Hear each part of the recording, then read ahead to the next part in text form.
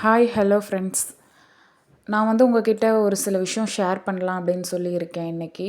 என்ன அப்படின்னிங்கன்னா, நான் வந்து டிஎன்பிஎஸ்சி எக்ஸாம்ஸ்லாம் வந்து படிச்சிட்ருக்கேன். எழுதிட்டுருக்கேன். எக்ஸாம்ஸ்லாம் வந்து எழுதுறேன். அந்த விஷயமா வந்து உங்ககிட்ட ஷேர் பண்ணலாம் அப்படின்னு சொல்லியிருக்கேன். இனிமேல் புதுசா டிஎன்பிஎஸ்சி படிக்க போகிறீங்க அப்படின்னா, உங்களுக்கு வந்து என்னோடது ஒரு பேஸா கூட இருக்கலாம். இல்லை ஏற்கனவே படிச்சிட்ருக்கீங்க அப்படின்னா, உங்களுக்கு தெரியாத விஷயம் கூட என் மூலியமா உங்களுக்கு கிடைக்கலாம். அதனால நீங்க தொடர்ந்து வந்து என் சேனல பார்த்தீங்க அப்படின்னா, டிஎன்பிஎஸ்சி ஓரியன்டடா இனிமேல் வந்து நம்ம வீடியோஸ் வந்து நம்ம சேனல்ல அப்லோட் பண்ணலாம் அப்படின்னு சொல்லி இருக்கோம். நானுமே வந்து ஒரு ஆஸ்பிரண்ட் தான். எக்ஸாம் வந்து ப்ரிப்பேர் பண்ணிகிட்ருக்கேன். அதனால் நீங்கள் என் சேனலை வந்து சப்ஸ்கிரைப் பண்ணி வச்சுக்கோங்க. இப்போ லாஸ்ட்டாக நடந்த குரூப் 2, இதுக்கு முன்னாடி நடந்த குரூப் 4, குரூப் 1 3மே வந்து நான் அட்டெண்ட் பண்ணியிருந்தேன். பட் ஃபுல்லாலாம் படித்து என்னால் முடிக்க முடியல. சிலபஸ் வந்து கவர் பண்ணி முடிக்கல. பட் ஓரளவு வந்து படிச்சிருந்தேன்.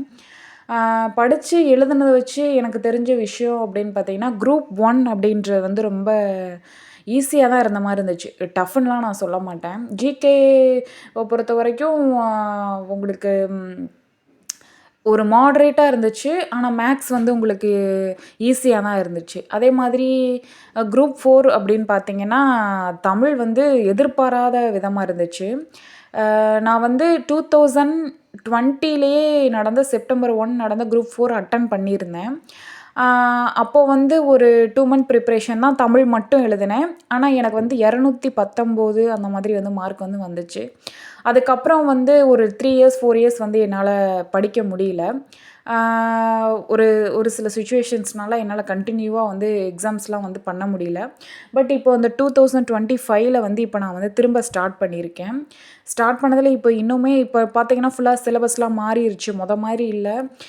உங்களுக்கு தமிழ்லாம் வந்து புக்குக்குள்ள இருக்கிற கொஸ்டின்ஸ்லாம் இல்ல. அது வந்து எனக்கே இப்போ ரியலைஸ் ஆச்சு அப்படின்னு பார்த்தீங்கன்னா, இந்த குரூப் 4 நம்ம எழுதிட்டுருக்கோம்ல, இப்போ எழுதுனோம்ல அந்த குரூப் 4 தான். இப்போ நடந்துட்டுருக்கிற டிஎன்பிஎஸ்சியோட அந்த மெத்தடே வந்து கொஞ்சம் டிஃப்ரெண்ட்டா தான் இருக்க மாரி எனக்கு ஃபீல் ஆகுது. நான் வந்து ஒரு 4 இயர்ஸ் முன்னாடி எழுதுனதுக்கு இப்போ கொஞ்சம் டிஃப்ரெண்ட்டா இருக்கு. அதனால இந்த ஜேர்னி வந்து நீங்க என் கூட சேர்ந்து பயணிக்கணும் அப்படின்னு சொல்லி நான் ஆசைப்படுறேன். நான் வந்து இந்த குரூப் 4ல நான் கத்துக்கிட்ட விஷயம் அப்படின்னு பார்த்தீங்கன்னா, புக்கு மட்டும் பத்தாது. என்ன பொறுத்தவரைக்கும் தமிழுக்கு. நீங்க அதர் சோர்ஸ் கொஞ்சம் நீங்க பார்க்க வேண்டியது வரும். ரொம்ப வந்து நீங்க மனப்பாடம் பண்ணிலாம் இனிமேட்டுலாம் எழுத முடியாது. ரொம்ப கொஞ்சம் அப்ளை பண்ணி எழுதுற மாரி தான் இருக்கு.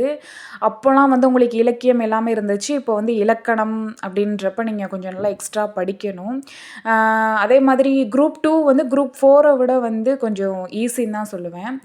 தமிழ் வந்து கொஞ்சம் ஈஸியா இருந்துச்சு. மேத்ஸ் வந்து கொஞ்சம் டைம் வந்து கன்சியூம் ஆச்சு. ரொம்பவே கொஞ்சம் இல்ல, கொஞ்சம் நெறையாவே வந்து கன்சியூம் ஆச்சு. அதே மாதிரி ஜிகே சைட் பார்த்தீங்க அப்படின்னா, 50% நல்லா இருந்துச்சு. 50% வந்து கொஞ்சம் கஷ்டமா தான் ஃபீல் ஆச்சு எனக்கு. அதே மாதிரி குரூப் 4க்குலாம் நான் வந்து ரொம்ப படிக்கல. தமிழ் மட்டும் ஓரளவு படிச்சிருந்தேன். ஆனா, நான் படிச்ச அளவுக்கு அங்க வந்து நான் பெர்ஃபார்ம்லாம் பண்ணல. இதில வந்து ஓரளவு polity oriented and maths oriented வந்து படிச்சிருந்தேன். அதே மாதிரி ஜிகே கொஞ்சம் பரவாயில்லாம வந்து படிச்சிருந்தேன். அத வச்சு கொஞ்சம் எழுதிட்டேன். பட் என்னால டைம் வந்து சத்தியமா ஒரு லாஸ்ட் ஒரு 10 கேள்விலாம் வந்து என்ன போட்டேன் அப்படின்னே தெரில.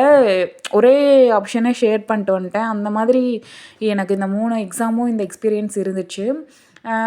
கொஞ்சம் நம்ம படிக்கலாம். அப்போ நம்ம வந்து படிக்கணும் அப்படின்னா, நம்மள என்கேஜ்டா வச்சுக்கிறதுக்காக தான் நான் வந்து இந்த யூடியூப் வந்து திரும்ப வந்து நம்ம இப்படி ஸ்டடி ஓரியன்டடா வந்து வீடியோஸ் வந்து அப்லோட் பண்ணலாம் அப்படின்னு சொல்லி முடிவு பண்ணியிருக்கேன். அதனால நீங்க கண்டிப்பா எல்லாருமே வந்து சப்போர்ட் பண்ணணும். என் கூட சேர்ந்து நீங்களும் பயணிங்க. நான் டெய்லியும் என்ன படிக்கிறேன், ஏது படிக்கிறேன், எனக்கு தெரிஞ்ச விஷயம்லாம் உங்களுக்கு நான் வீடியோல ஷேர் பண்றேன். நீங்களும் உங்களுக்கு தெரிஞ்ச விஷயத்த வந்து கமெண்ட்ல போடுங்க. ஓகே ஃப்ரெண்ட்ஸ், பாய். நீங்க வந்து கன்டினியூவா படிங்க. நானும் படிக்கிறேன். பார்த்துக்கலாம். முடிஞ்ச அளவுக்கு என் சேனல வந்து நீங்க சப்ஸ்கிரைப் பண்ணி வச்சுக்கோங்க. 2026ல வந்து வர எல்லா எக்ஸாமையும் வந்து நம்ம கிராக் பண்ணணும் அப்படின்ற ஒரு மைண்ட் செட்டோட படிங்க. நம்மளால முடியாது. இடையில ஏகப்பட்ட டிஸ்ட்ராக்ஷன்ஸ் வரும். அதெல்லாம் வந்து நீங்க தூக்கி போட்டுட்டு கண்டிப்பா வந்து நல்லபடியா படிங்க. படிச்சா மட்டும் தான் நம்ம வந்து வாழ்க்கையில வந்து பெரிய லெவலுக்கு முடியும். இது அவங்கவங்களோட ஃபேமிலி எல்லாமே பொறுத்து. அதனால நீங்க நல்லா வந்து படிக்கணும். 2026 வந்து நமக்கான ஒரு ஒரு பாத்துன்னு சொல்லுவேன் நானு. அதில் வந்து கண்டிப்பாக கிராக் பண்ணி 2026ல் கண்டிப்பாக அந்த டிஎன்பிஎஸ்சி வாழ் முன்னாடி நம்மளோட ஒரு போஸ்ட்டும் இருக்கணும் அப்படின்றத மனசில் வச்சுக்கிட்டு நீங்கள் கண்டினியூவாக படிக்கணும். ரொம்ப கேப் விடாதீங்க. இப்போ இருந்தே ஸ்டார்ட் பண்ணிங்கன்னா தான் கரெக்டாக இருக்கும். அதனால் எல்லா எக்ஸாமுமே எழுதுங்க, எல்லா எக்ஸாமுமே பண்ணுங்கள். ரொம்பலாம் சிலபஸ் வேரியன்டட் கிடையாது. ஓரளவு பக்கத்தில் தான் இருக்குது. ஒரு சில விஷயம் நம்மளுக்கு தெரியாமல் இருக்கும். அதை சேர்ந்து வந்து நம்ம படிச்சிட்டோம் அப்படின்னா போதும். அதனால் என் கூட சேர்ந்து நீங்களும் பயணிக்கணும் அப்படின்னு சொல்லி நான் கேட்டுக்கிறேன். தெரியாத விஷயம், எனக்கு தெரியாத விஷயம் நீங்கள் சொல்லுங்கள். உங்களுக்கு தெரியாத விஷயத்த நான் சொல்லிக்கிறேன். அவ்வளோதான். ஓகே ஃப்ரெண்ட்ஸ், கண்டிப்பாக என் சேனலை சப்ஸ்கிரைப் பண்ணிடுங்க. தேங்க்யூ.